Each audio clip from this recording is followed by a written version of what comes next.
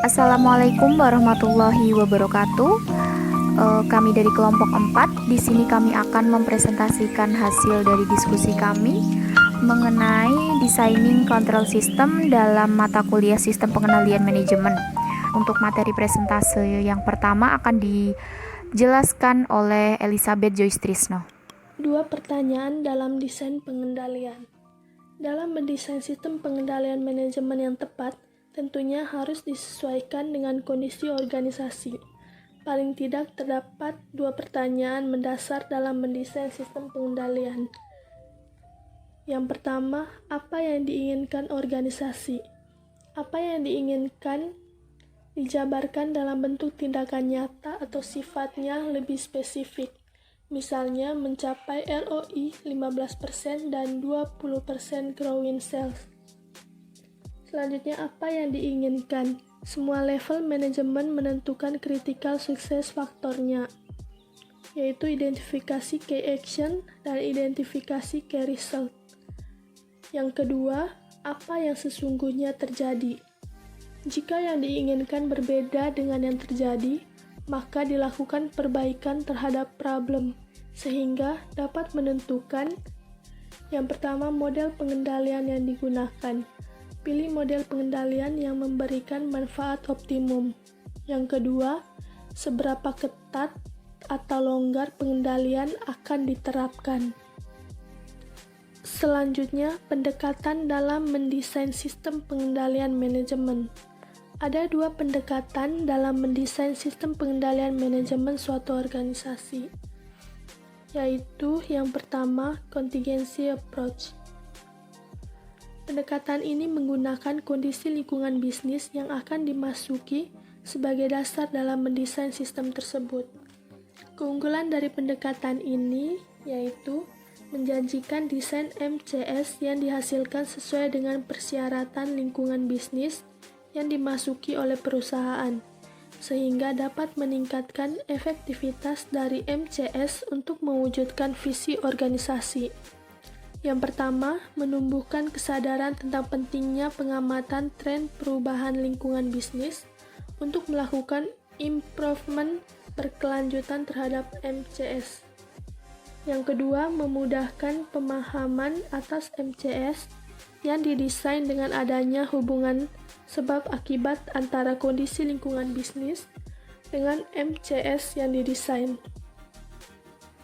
Yang kedua, Human Resource Leverage Approach adalah pendekatan dalam mendesain MCS yang didasarkan pada pembangunan paradigma SDM berdasarkan lingkungan bisnis yang akan dimasuki dan penggunaan paradigma tersebut sebagai dasar pendesain MCS serta perlunya keterampilan manajerial agar personil mampu secara efektif menjalankan MCS. Keunggulannya, yang pertama menjanjikan peningkatan daya saing perusahaan, yaitu dengan menekankan pada kompetensi SDM. Yang kedua, MCS mampu memfokuskan personil sehingga dapat meningkatkan kinerja untuk mewujudkan misi perusahaan. Untuk yang selanjutnya, saya akan membahas tentang indirect cost dan direct cost. Sebelum mengimplementasikan MCS, seharusnya kita terlebih dahulu melakukan analisis cost dan benefit dengan memperkuat prediksi bahwa cost yang dikeluarkan lebih rendah dari benefitnya. Jika sebaliknya, cost lebih besar dari benefit, bisa dipastikan MCS akan gagal. Cost ini meliputi untuk pelaksanaan program dan administrator yang terdiri dari dua, yaitu direct cost karena investasi MCS yang diharapkan akan memperoleh manfaat, yaitu pegawai akan bekerja keras untuk kepentingan organisasi. Cost ini meliputi kas bonus, program penghargaan, staff internal audit, time consuming untuk persiapan aktivitas dan anggaran, cost revenue. Untuk yang selanjutnya, indirect cost karena sisi negatif yang tidak dapat dihindari karena MCS tidak efektif dalam situasi yang kurang tepat. Untuk yang selanjutnya, behavioral displacement merupakan perilaku tidak semestinya yang akan mendorong terciptanya perilaku tidak konsisten dengan tujuan organisasi atau strategi yang sudah ditetapkan. Contoh kasusnya misalnya ketika broker diberikan komisi berdasarkan volume perdagangan, mereka akan berlomba untuk melakukan lebih banyak transaksi tanpa memperhatikan kepentingan konsumen itu sendiri. Ada beberapa penyebab dari behavioral displacement. Yang pertama, adanya pemahaman yang kurang tepat terhadap hasil yang diharapkan atau pegawai tidak memahami dengan baik tugas dan perannya. Yang kedua, ada over quantification atau terlalu fokus pada ukuran kuantitatif dan mengabaikan konsep yang intangible. Yang ketiga, ada R&D diukur atas dasar waktu sehingga tidak efektif. Yang keempat, tingginya tingkat defect produk manufaktur. Yang kelima, kesejahteraan pegawai yang tidak standar. Yang keenam, terlalu birokratik. Yang ketujuh, standar prosedur operasi yang barangkali sangat membosankan sehingga dapat mengurangi kreativitas pegawai. Yang terakhir, kesalahan merekrut pegawai yang tidak tepat atau tidak memberikan training yang memadai. Yang berikutnya, gamesmanship adalah tindakan manajer untuk memperbaiki indikator kinerja tanpa menghasilkan dampak ekonomi yang positif. A. Slack, anggaran yang disusun dibuat longgar. Maksudnya, berapapun anggaran yang disusun pasti akan di-cut oleh atasan, sehingga bawahan cenderung membuat yang longgar. Yang kedua, menggunakan aset melebihi kebutuhan, sehingga alokasi sumber daya tidak efisien. Yang ketiga, distorsi informasi. B. Manipulasi data. Bentuk manipulasi data ada dua, yaitu falsification, adalah melaporkan data salah, dan data manajemen. Yang kedua, laba karena perubahan metode akuntansi. Maksudnya, laba bukan karena aktivitas operasi, tetapi karena perubahan metode akuntansi agar kinerja look good. Operating delay adalah suatu konsekuensi dari pre-action review dan behavioral contents disebabkan karena salah satunya akses yang terbatas ke stockroom. Contohnya, Sherlock Holmes, realisasi cek dari konsep ke tahun engineering untuk pengembangan produk baru memakan waktu 2 tahun. Negative attitudes adalah sikap atau perilaku negatif dari karyawan sebagai dampak implementasi action control atau ratio control. Action control bagi bawahan tidak diberikan kepercayaan dan hanya menjalankan tugas. Ratio control, sistem pengukuran kinerja yang tidak fair karena manajer bertanggung jawab terhadap sesuatu yang tidak dapat dikendalikan. Baiklah, untuk selanjutnya menjelaskan mengenai indirect dan direct cost dalam alternatif pengendalian. Untuk yang pertama ada direct cost atau kita kenal sebagai biaya langsung. Nah, biaya ini merupakan biaya yang dapat dibebankan secara langsung kepada objek biaya atau produk. Biasanya biaya ini untuk membayar karyawan yang menghasilkan suatu produk dan mencakup bahan baku yang diperlukan untuk memproduksi barang tertentu. Dalam konteks tertentu, biaya langsung mencakup manfaat dan program karyawan, peralatan, perjalanan, dan layanan konsultan. Nah, untuk yang kedua ini ada biaya tidak langsung atau kita kenal sebagai indirect cost. Nah, biaya ini merupakan biaya yang tidak dapat dihubungkan dan dibebankan secara langsung dengan unit yang diproduksi. Umumnya, biaya tidak langsung mencakup listrik dan utilitas, distribusi dan penjualan, pemeliharaan gedung, dan biaya lainnya yang berkaitan dengan kantor. Hal tersebut membuat biaya tidak langsung dianggap sebagai biaya bisnis. Selanjutnya, ada mengenai control tightness or looseness. Tight sendiri merupakan pengendalian yang diterapkan untuk memaksakan keinginan perusahaan terhadap individu yang menjalankannya. Kemudian kalau loose itu biasanya berhubungan dengan karyawan ini memiliki kebebasan tersendiri dalam bekerja sesuai dengan kemampuannya. Nah, untuk pengertian control tightness sendiri, yaitu sesuatu yang dianggap bagus. Maksudnya, tingkat kepastian dari karyawan yang tinggi ini dapat dicapai dengan perilaku yang sesuai dengan keinginan perusahaan. Sedangkan untuk pengertian dari loose control bisa terjadi pada badan usaha di mana setiap karyawan memiliki kebebasan tersendiri dalam bekerja sesuai dengan kemampuan yang dimilikinya. Jadi, karyawan tidak dituntut apa-apa oleh perusahaan. Baik, berikutnya take action control. Yang pertama tuh ada behavioral constant.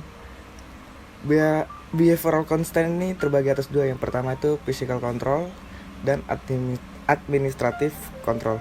Physical control merupakan pengendalian atas tindakan karyawan yang dilakukan dengan memberikan hambatan secara fisik yang meliputi sistem identitas personal, password, serta pembatasan akses pada area di mana inventaris dan informasi vital disimpan. Dalam hal ini, sangat sulit untuk mengetahui tingkat ketat atau tidaknya, serta semakin extra protection maka akan semakin extra cost-nya pula. Administrative control seperti pre-action review ketat jika review dilakukan sering dan detail, biasanya digunakan untuk alokasi dana yang cukup besar. Contohnya administrative control ini adalah pembatasan pembuatan keputusan, jadi terdapat pemisahan jabatan dalam perusahaan. Manajemen diberikan kewenangan dalam mengambil keputusan lebih luas daripada lower dan diharapkan kemampuan dalam pengambilan keputusan lebih baik daripada lower manajemen. Yang kedua adalah action accountability. Cara pengendalian ini adalah membuat kesepakatan atau aturan dalam organisasi bahwa seseorang harus bertanggung jawab atas hal-hal yang ditetapkan. Hal ini dilakukan ada yang bertanggung jawab terhadap fungsi tertentu dan memastikan proses yang dilakukan berjalan sesuai dengan yang diharapkan oleh perusahaan. Selanjutnya ada reserve control. Reserve control adalah pengendalian preventif untuk masalah-masalah pengendalian. Definisi hasil yang baik akan menghasilkan informasi kepada karyawan untuk mendorong menghasilkan pekerjaan sesuai dengan apa yang mereka harapkan, yang pada akhirnya menghilangkan masalah kesenjangan arah. Reserve control biasanya juga efektif untuk menyelesaikan masalah motivasi. Reserve control menyebabkan karyawan berperilaku maksimal dalam mencapai tujuan yang diinginkan perusahaan. Reserve controls juga dapat mengatasi masalah keterbatasan seseorang. Sebagai reserve control biasanya menjalankan rewards yang tinggi untuk kinerja yang bagus, yang menyebabkan karyawan memiliki rasa percaya diri yang tinggi yang tentang kemampuannya. Selanjutnya ada personal control atau cultural control. Personal control adalah kecenderungan alamiah karyawan untuk mendorong atau memotivasi diri sendiri. Dalam pengendalian ini, pegawai diminta untuk lebih mengontrol diri sendiri. Dalam hal ini juga manajer dapat melakukan monitoring dengan CCTV, konfirmasi aktivitas, check and balance, serta presensi kehadiran yang harus diterapkan kepada pegawai. Implementasi personal control dilakukan melalui selection and placement, training and job dismissing and resourcing. Sedangkan cultural control didesain untuk mendorong terciptanya mutual monitoring.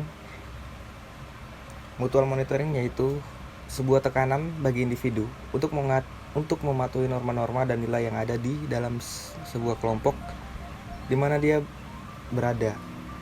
Bagi perusahaan yang mempunyai budaya organisasi yang kuat, pengendalian yang ketat mungkin tidak dapat dipengaruhi hanya dengan personal atau cultural control saja. Kebanyakan personal atau cultural control lebih fleksibel. Hal ini disebabkan karena dalam sebuah organisasi terdiri dari beragam individu yang memiliki cara pandang yang berbeda. Saya akan menjawab pertanyaan nomor 1. Jelaskan bagaimana mendesain sistem pengendalian yang tepat bagi suatu organisasi. Dalam mendesain sistem pengendalian manajemen, terdapat 2 pertanyaan mendasar yang perlu dijawab, yaitu apa yang diinginkan organisasi dan apa yang sesungguhnya terjadi. Jawaban pertanyaan pertama adalah rumusan tujuan organisasi, sedangkan jawaban atas pertanyaan kedua adalah bagaimana desain sistem pengendalian yang tepat yang dapat mengantarkan organisasi dalam mencapai tujuannya. Prinsip utama dalam mendesain sistem pengendalian adalah konsep keseimbangan antara cost benefit. Artinya benefit yang diperoleh harus lebih besar dari cost yang dikorbankan.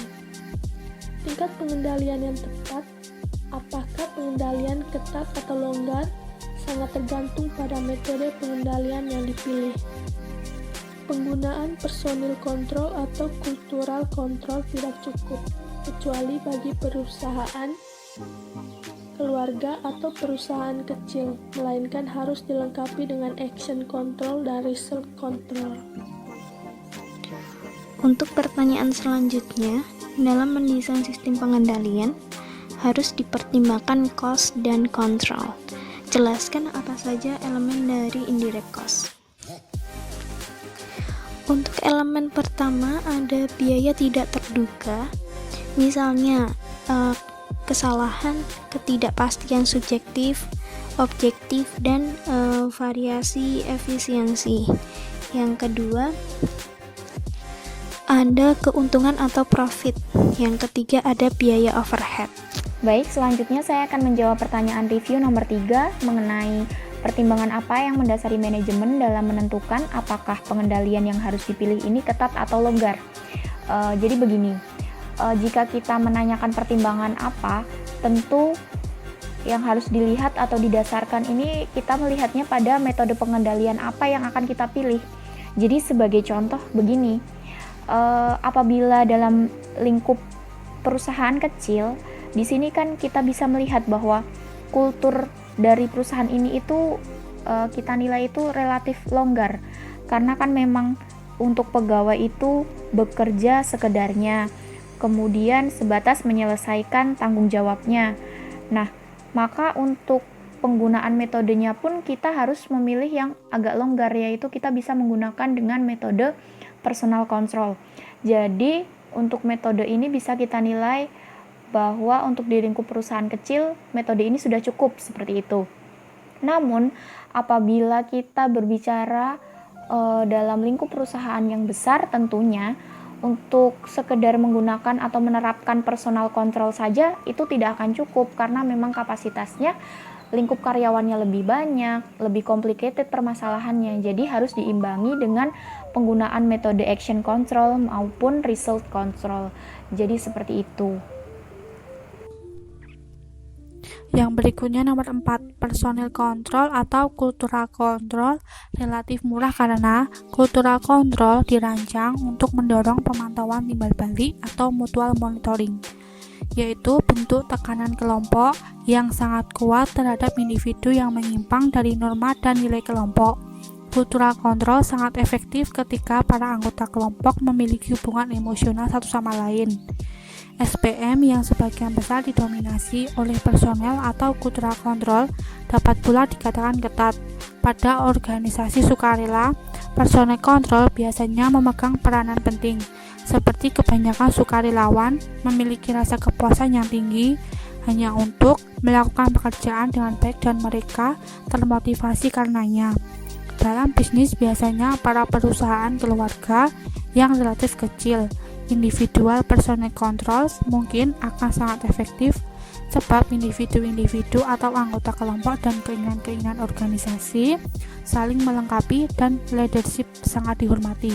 Perlu diingat bahwa personal control dan cultural control berkaitan dengan manusia dan relatif tidak stabil. Mereka bisa rapuh, patah, berubah dengan cepat tanpa kata dan tanda sebelumnya. Baiklah, berhubung materi designing control system beserta jawaban dari pertanyaan review sudah kami sampaikan semuanya, maka izinkanlah saya untuk mengakhiri presentasi kali ini. Jika ada kurang lebihnya kami mohon maaf. Terima kasih atas segala waktu dan perhatiannya. Billahi taufiq wal hidayah. Wassalamualaikum warahmatullahi wabarakatuh. Salam dan bahagia.